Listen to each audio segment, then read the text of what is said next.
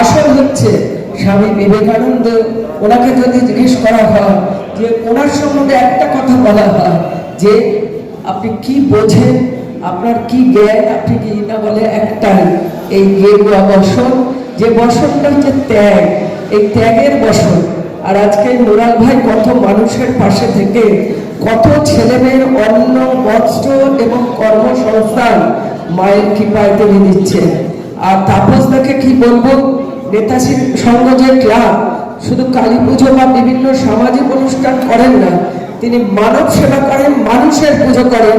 এত মানুষের মুখে অন্ন তিনি তুলে দিচ্ছে, এটা কত বড় ব্যাপার। এবং কার চশমা দিচ্ছেন, কার বাইপাসে আজকে যেমন দাতব্য চিকিৎসালয় তিনি চালু করতে চলেছেন, সেটাও বড় ব্যাপার। এবং অন্ন সত্য, যেটা কিনা যে মানুষগুলো অন্ন তাদেরকে দুপুরবেলা তুলে দেবে, ওপরওয়ালা আছে আপনাদের ভালো করবে। কাজ করেন বলে তো লোকেরা সমালোচনা করবে, যারা পারে না তাদের কাজ হচ্ছে সমালোচনা করা।